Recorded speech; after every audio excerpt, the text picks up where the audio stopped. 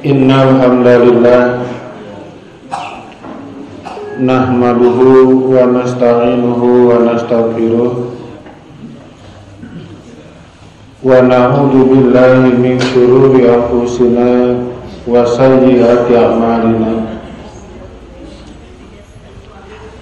May yahdihillahu fala mudilla lahu wa may yudlil fala hadiya lahu. Asyhadu an la ilaha illallah wa asyhadu anna Muhammadan abduhu wa rasuluh, amma ba'd. Ya Allah. Bapak dan Ibu yang saya hormati dan yang Allah muliakan, alhamdulillah pada kesempatan ini di hari Jumat yang pertama bulan Juli, kita bisa bulan Agustus yang merupakan bulan kemerdekaan, kita bisa bertemu kembali untuk melanjutkan pelajaran kitab Riyadhus Shalihin, bab yang baru, bab yang ke-16 dengan judul babnya perintah memelihara sunnah dan adab-adabnya. Bukan ajab tapi adab. Kalau ajab siksaan, kalau adab etika atau tata krama. Perintah memelihara sunnah dan adab-adabnya. Di dalam Al-Quran surat Al-Hasyr ayat 7 dijelaskan, A'udzubillahi minasyaitonirrajim, wa ma atakumur rasulu fakhudhuh wa ma nahakum anhu fantahu. Yang artinya, apa saja yang diberikan oleh Rasul kepadamu, fakhudhuhu, maka ambillah, yakni lakukanlah. Wa ma nahakum anhu fantahu, dan apa saja yang dilarang olehnya maka hentikanlah itu. Nah, di sini ada perintah dan ada larangan. Kita pisahkan antara ibadah yang bersifat mahdhur dan ibadah yang bersifat ghair mahdhur. Karena seluruh kehidupan kita ialah ibadah. Sebagaimana halnya kata Ali bin Abi Thalib, hayatuna kulluha ibadah.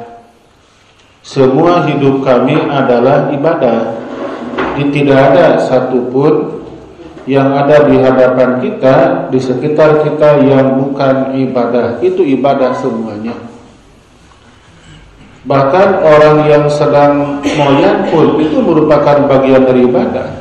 Moyan ya. Itu moyan artinya moto ya. Apa tuh moto? Metongong itu ya. Ya, walaupun orang mengatakan itu merupakan perbuatan yang mubah, ya kita niatkan. Kenapa moyan ingin sehat? Karena kalau kita sudah sehat, ngaji juga akan tumanina, sholat juga akan benar gerakannya. Karena berangkat dari tubuh yang sehat, kan gitu Pak ya. Nah, kita pisahkan. Yang pertama, ada ibadah yang bersifat mahdhur dan ibadah yang bersifat ghairu mahdhur. Itu yang mahdhur artinya cara, acara, dan upacara serta tata caranya ditentukan oleh Allah dan Rasulnya. Itu merupakan ibadah yang bersifat mahdhur.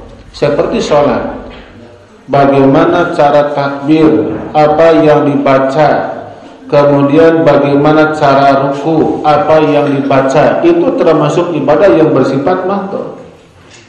Dan kita nggak dibenarkan untuk menambah atau menguranginya, harus seperti itu. Pak ya. Beda dengan pengajian seperti ini. Mau menggunakan infokus silakan, tidak pun tidak mengapa. Itu bagaimana kita yang mengaturnya. Ya.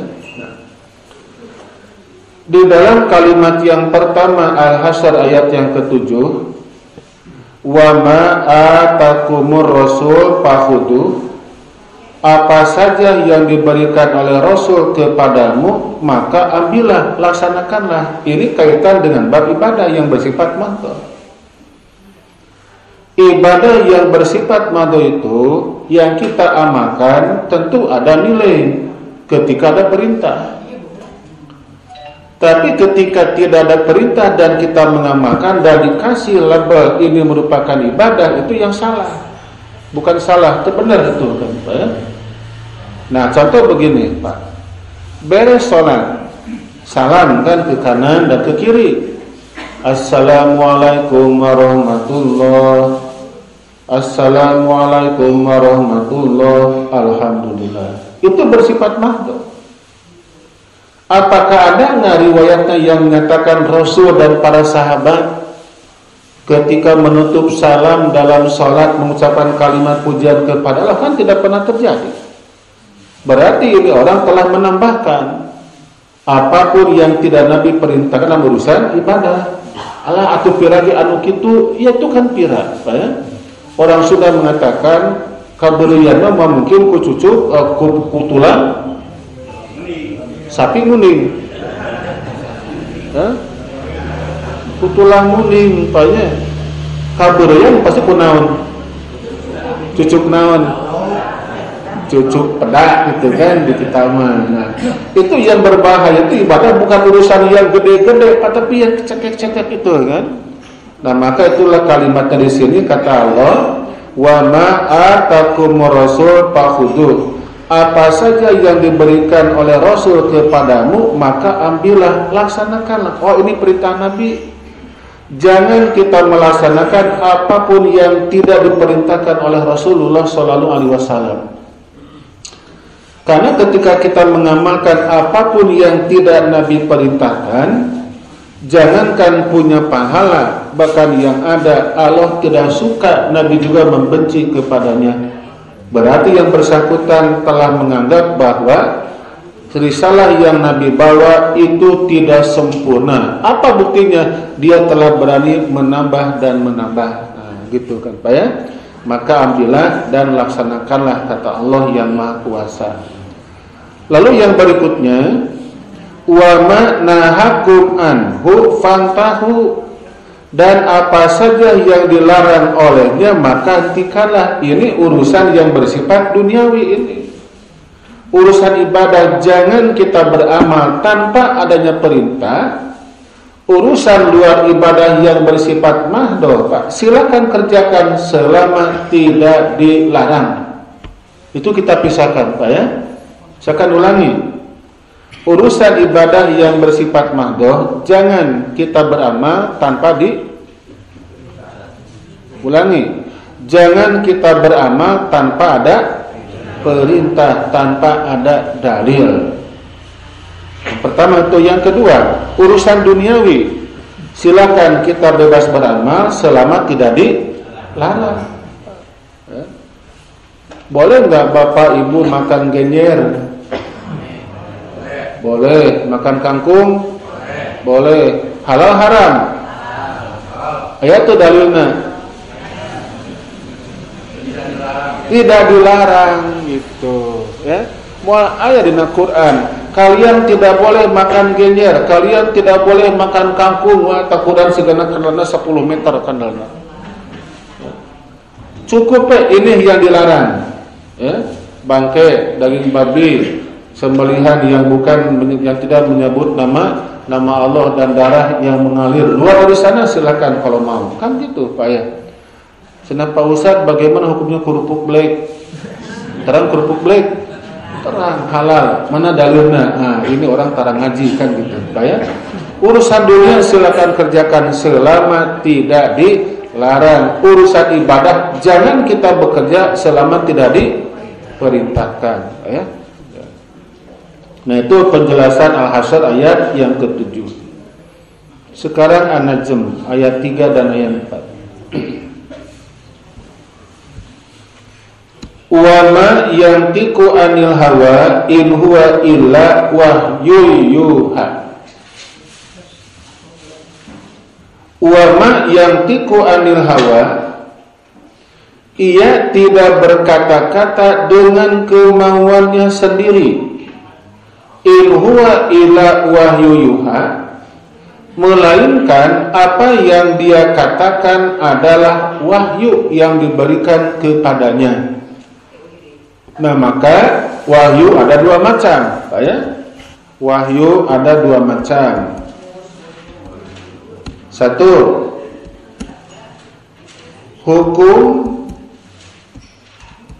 hukum dan redaksinya Allah Subhanahu wa taala yang menentukannya. Kemudian yang kedua, Pak ya. Yang kedua, apa yang kedua? Mungkela. Yang kedua, hukum dari Allah, hukum dari Allah Subhanahu wa taala, sedangkan hukum dari Allah Subhanahu wa taala, sedangkan pakai sedangkan di sini, Pak ya. Sedangkan redaksinya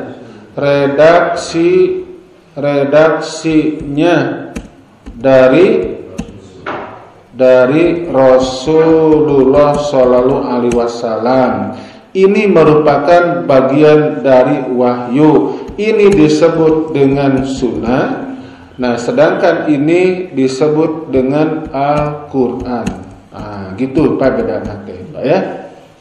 Itu Pak. Jadi Quran dan sunnah merupakan wahyu. Apa yang membedakannya? Itu kalau Quran hukum redaksinya dari Allah, Nabi tidak berhak untuk mengubah sedikit pun tanpa izin Allah yang Maha Kuasa. Nah, sedangkan sunnah, Nabi yang menyabdakan, Nabi yang mengamalkan, ya? Maka hukumnya tetap dipantau oleh Allah yang Maha Kuasa.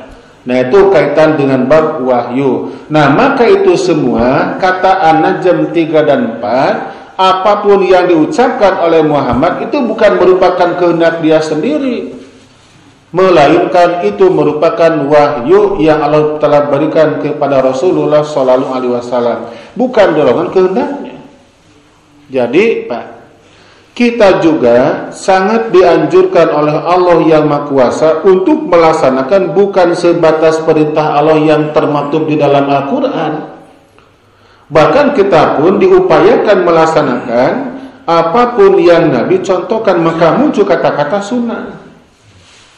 Nah, maka ini sunnah ada beberapa macam. Ya, sunnah itu ada beberapa macam. Kan? Yang pertama ada yang disebut sunnah qauliyah. Satu ini. Yang kedua sunnah fi'liyah. Yang ketiga sunnah takririyah. Nah, ini adalah merupakan wahyu yang Nabi terima. Kemudian Nabi yang memberikan sabdanya, Nabi yang memberikan contoh, sementara hukumnya dari Allah yang Maha Kuasa. Nah, ini merupakan gambaran dari surat An-Najm ayat 3 dan ayat yang keempat. Ya, saya minum. Menggunakan tangan kanan. Berucap Bismillahirrahmanirrahim.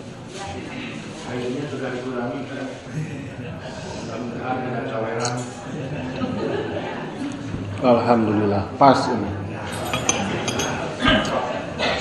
Saya melaksanakan sunnah Nabi.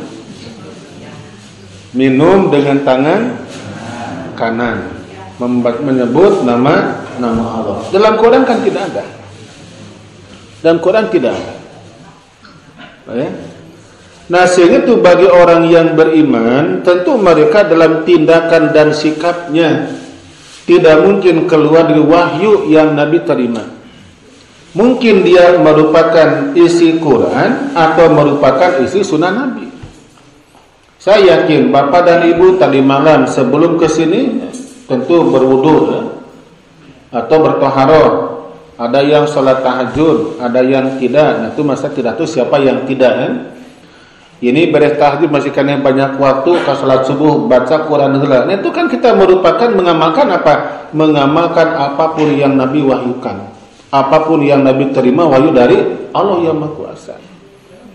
Membaca Quran yang kita amalkan itu merupakan bagian yang Nabi perintahkan kepada kita.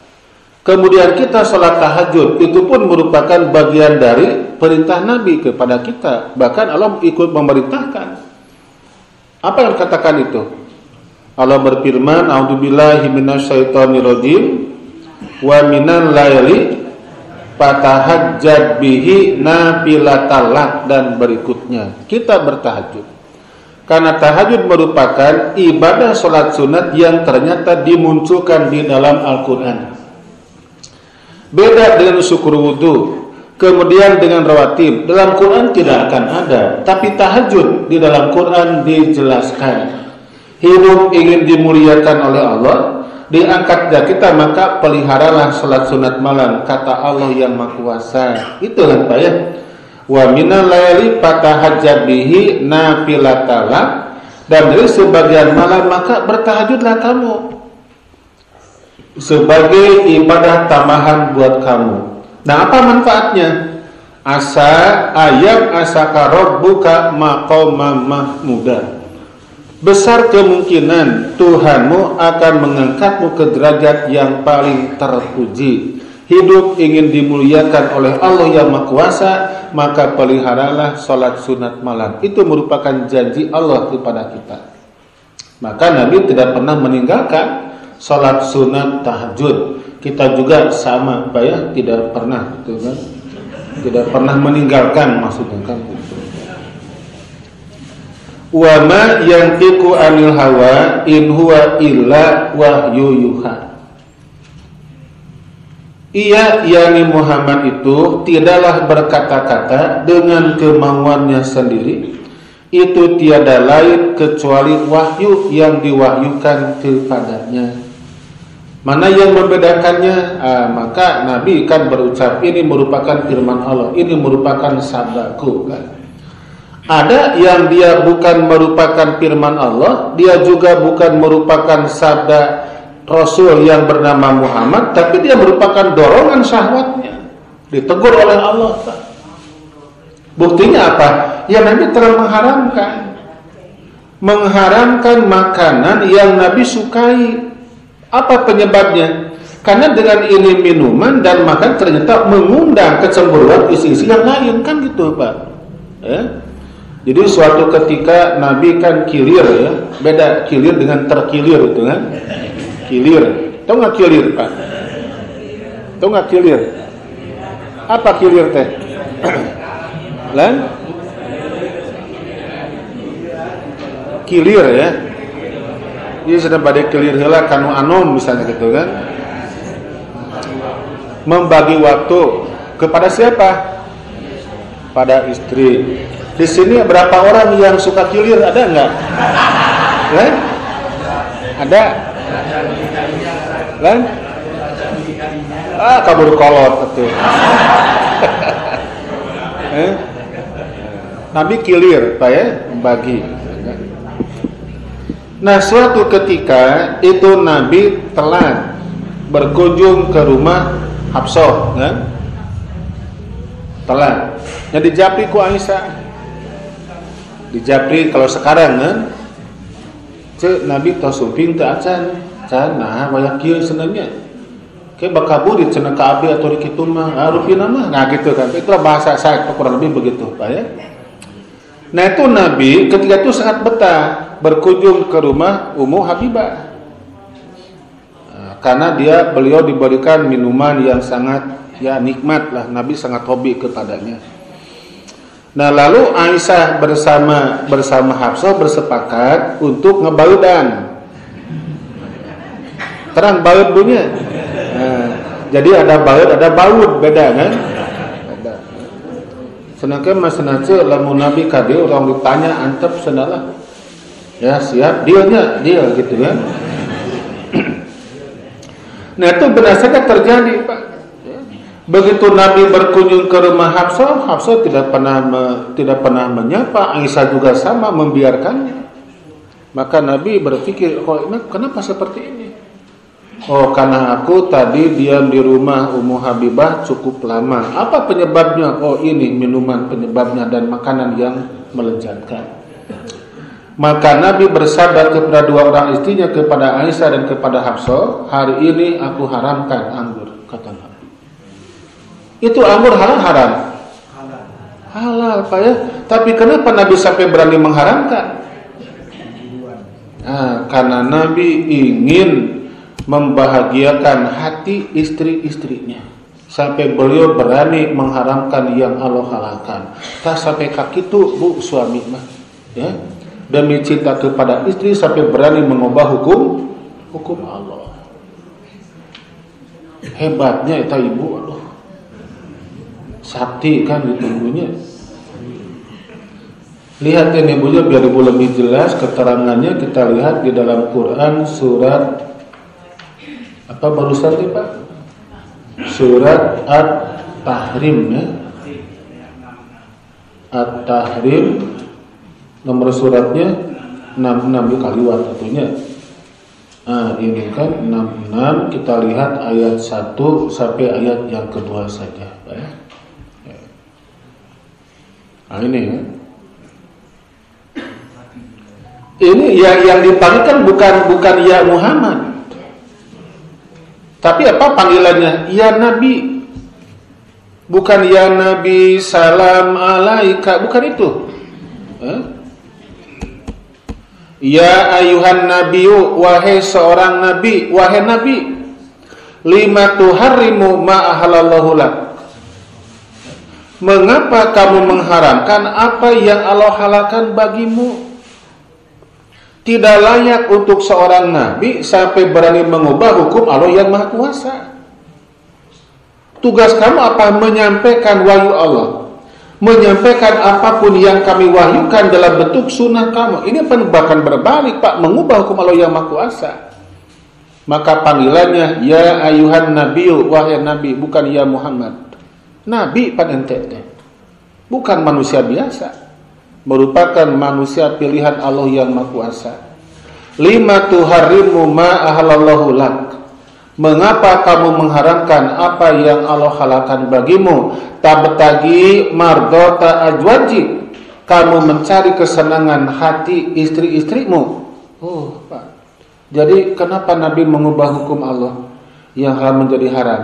Karena mencari keridhaan hati istri-istrinya. Itu, Pak ya. Nah, ini jangan sampai dialami oleh bapak-bapak di sini. Nah, sampai berani ngabohong demi istri bahagia kan gitu ya. Jangan banyak. Jangan. Nanti Allah murka. Kalau murka kepada kita tidak akan ditegur langsung oleh Allah. Kalau Nabi Muhammad kan langsung melalui surat ini kan diturunkan. Ya. Nah, ini merupakan salah satu contoh apapun yang Nabi sabdakan ternyata bukan merupakan wahyu. Apapun yang Nabi amalkan bukan merupakan sikap sebagai Rasul, tapi ini merupakan sikap sebagai manusia biasa karena ingin mencari kerelaan siapa? Istri-istrinya. Tapi Allah menggunakan kalimat ya ayuhan nabi, wahai nabi. Gitu Pak ya. Nah, jadi di dalam surat An-Najm 3 dan 4 bahwa apapun yang dikatakan oleh Muhammad tiada lain melainkan wahyu yang Allah berikan kepadanya. Ketika melanggar, maka Nabi tidak akan dibiarkan. Itu namanya maksum. Maksum ialah terpelihara. Terpelihara tidak mungkin melaksanakan penyimpangan. Ya. Kalau kita kan tidak mungkin langsung ditegur dengan firman-Nya, tidak mungkin. Ya. Kita kewajiban hanya apa? Saling menasihati satu sama lain. Apabila kita berbuat kesalahan di antara kita dan ada orang yang tahu, maka dia punya kewajiban untuk memberikan nasihat kepadanya atau memberitahukan barangkali dia sedang dalam keadaan yang lupa ketika melakukan perbuatan yang keliru. Lalu yang berikutnya surat apa ini? Surat Ali Imran ayat 31. Qul in kuntum tuhibbunallah fattabi'uni yuhibbukumullah wa yaghfir lakum dzunubakum. Qul, katakanlah, in kuntum tuhibbunallah, jika kamu semua mencintai Allah, fattabi'uni, maka ikutilah aku. Ikutilah aku. Aku di sini ialah Rasul Allah yang bernama Muhammad. Karena apapun yang aku sabdakan merupakan perintah dari Allah yang Maha Kuasa. Membuktikan cinta kepada Allah, ini kita tidak bisa mengatur dengan logika kita. Bukan diatur dengan rasa kita, dengan perasaan kita, tapi ukuran dengan syariat. Misalnya begini, kalau bapak dan ibu ingin membuktikan cinta kepada anak, ya silakan, kita yang bisa mengaturnya. Oh, cinta kepada anak dengan cara kita melaksanakan, memberikan apapun yang dia inginkan selama tidak membahayakan. Itu kan cinta kita kepada anak. Cinta kepada istri, kita juga sama, memberikan apapun yang dia minta selama tidak ada kemadharatan di dalamnya, dan kita juga mampu untuk memberikannya. Taat kepada suami juga sama, gitu kan Pak ya. Tapi mencintai kepada Allah itu membutuhkan dalil. Karena tidak sedikit orang yang membuktikan cinta kalau itu keliru, Pak ya. Tidak sama dengan perintah Allah dan Rasulnya. Ada orang yang menyebut namanya sebanyak mungkin, namun ternyata dia tidak memperhatikan apa yang dia perintahkan, apa yang dia larang. Itu merupakan cinta yang palsu. Hanya menyebut nama sebanyak mungkin, tapi apa yang dia perintahkan, dia tidak pernah mengapresiasinya.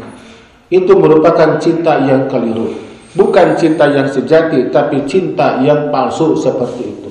Baik. Nah, maka di ayat ini Allah memberikan pengarahan kepada kita. Bagaimana caranya untuk membuktikan cinta kita kepada Allah yang Maha Kuasa. Apa arti cinta? Ya, kalau cinta sesama manusia itu merupakan sebuah singkatan, gitu kan Pak ya. Cinta ialah cerita indah tentang kita, kan itu. Kalau cinta sesama manusia, kan gitu Pak ya. Nah, sekarang cinta kepada Allah, al-mahabbah, cinta kepada Allah. Bagaimana caranya? Fattabi'uni, maka ikutilah aku. Maka ikutilah aku, kata Nabi Muhammad teh. Oh, Muhammad, katakan kepada mereka, in kuntum tuhibbunallah, jika kalian cinta kepada Allah, fattabi'uni, maka ikutilah aku. Di sini siapa aku teh? Bukan Muhammadnya, tapi Rasulnya. Tapi Rasulnya. Nah, lalu di dalam hadis yang di sini memang tidak ada, ya, saya akan menyampaikan di sini, ya. Nabi menyampaikan begini, man ahya sunnati faqad ahabani. Barang siapa yang menghidupkan sunnahku, pertanda dia cinta kepadaku. Wa man ahabbani kana ma'i fil jannah, dan barang siapa yang cinta kepadaku, maka dia akan bersamaku dalam surga nanti pada hari kiamat. Itu jamin dari Rasulullah. Lalu ada orang yang nanya kepada Nabi, ya Rasulullah, itu bagaimana hukumnya nanti?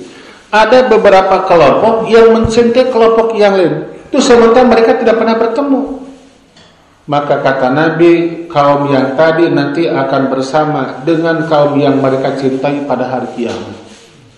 Kalau yang ini yang orang cintai, mereka termasuk para sahabat Nabi, termasuk orang-orang yang soleh, makanya orang yang cinta kepada mereka akan bareng nanti pada hari kiamat di dalam surga.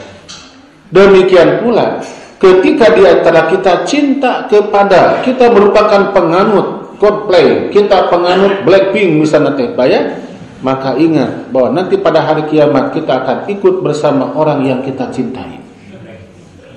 Siapa Blackpink itu?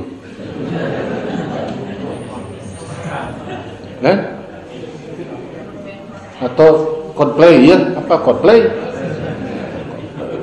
Sampai orang berdesak-desak membeli apa? Membeli tiket. Sampai harga tiketnya belasan juta, ya. Kamu masih berdesak-desak, berapa tiketnya? Tidak, Pak, gratis, Pak ya. Praktis, Pak. Ada kenstreng yang lewat, ya terkadang kita tidak mengapresiasi, geserkeun geuwat gitu ya.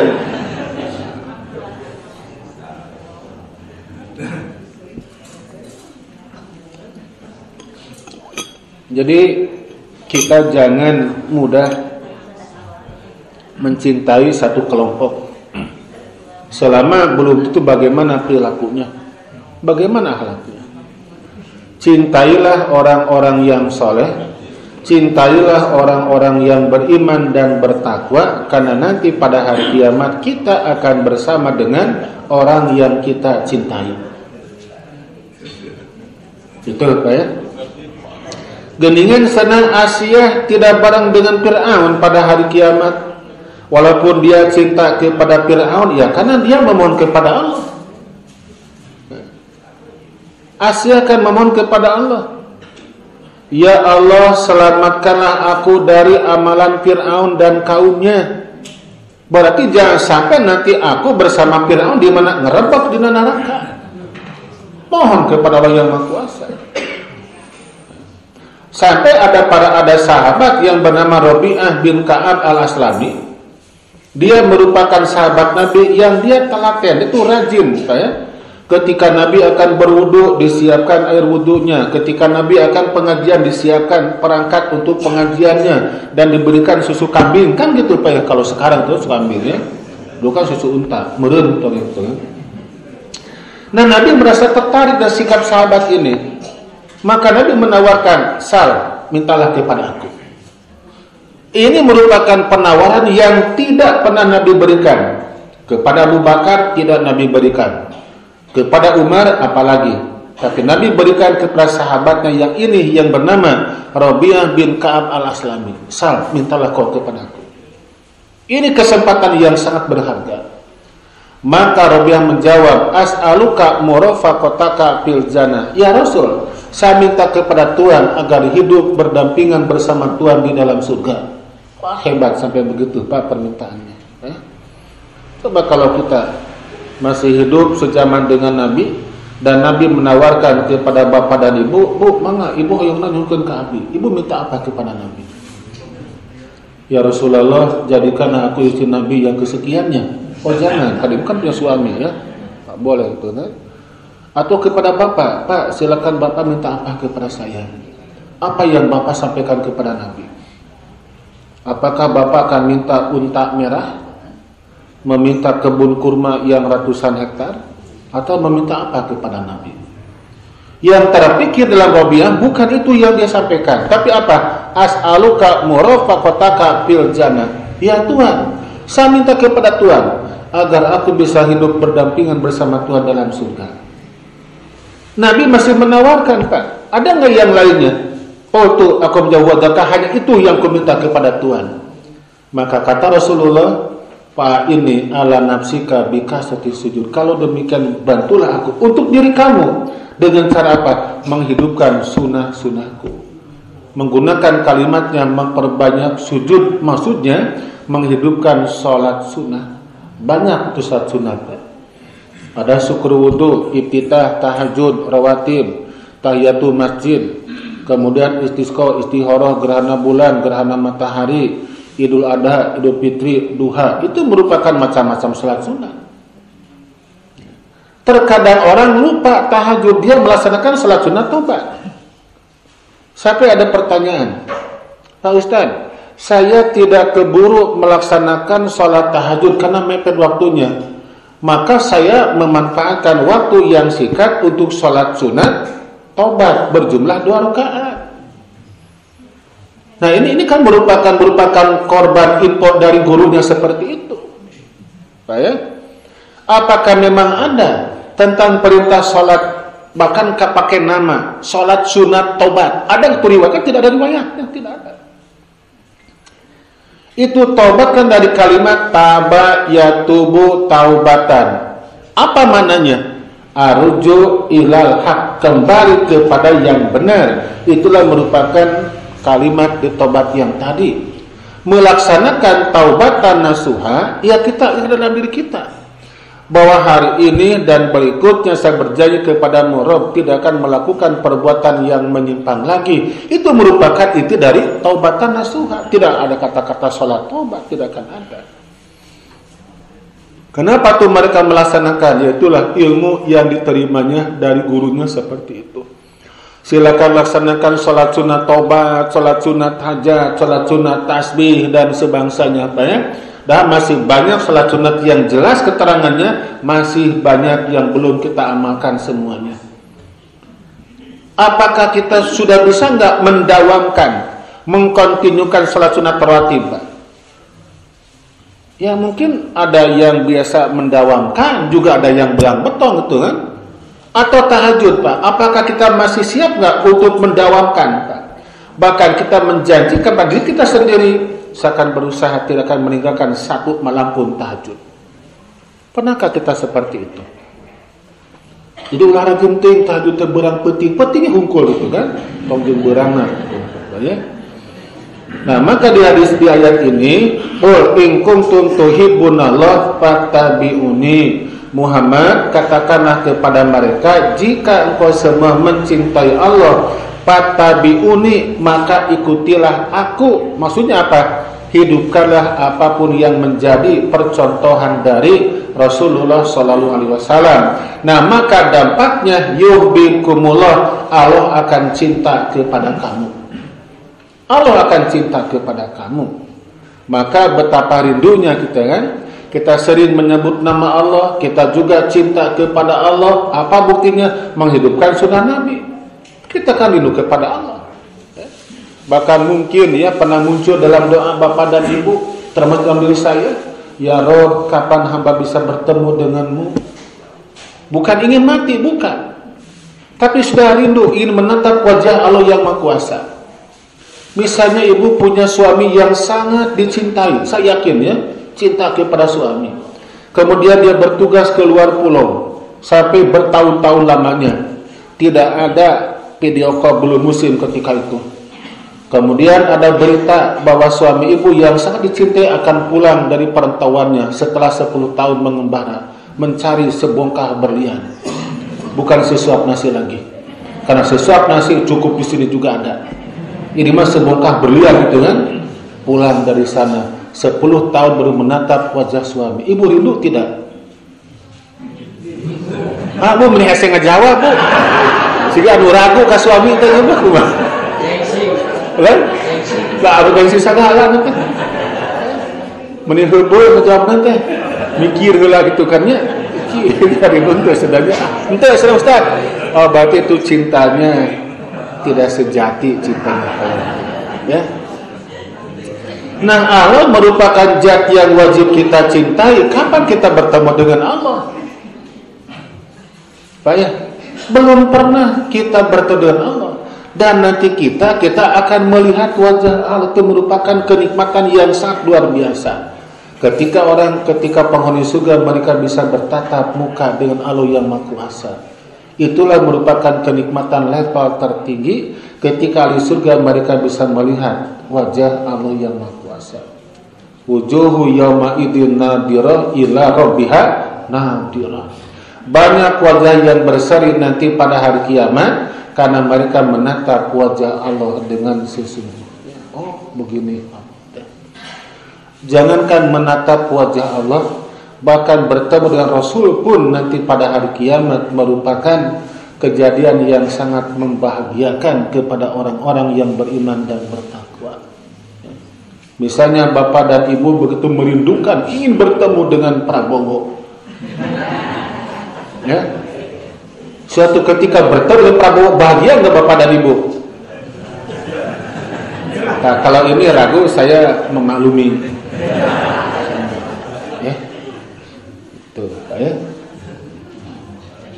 Ketika bapak ibu mengikuti apapun yang Nabi sunahkan, maka balasan bagi bapak dan ibu bagi kita semua apa? Yang pertama, yuhibbukumullah, Allah akan cinta kepada kamu.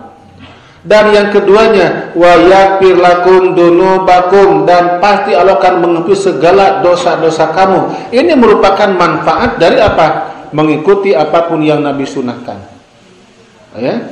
Nah, oleh karena itu diakhiri dengan ini surat Al-Ahzab ayat 21. Laqad kana lakum fi Rasulillah uswatun hasanah. Dan sungguh di dalam pribadi Rasulullah itu merupakan ikutan atau teladan yang baik bagimu semua. Liman kana yarjullah wa yaumal akhir, juga bagi orang yang mengharapkan menemui Allah dan hari akhir.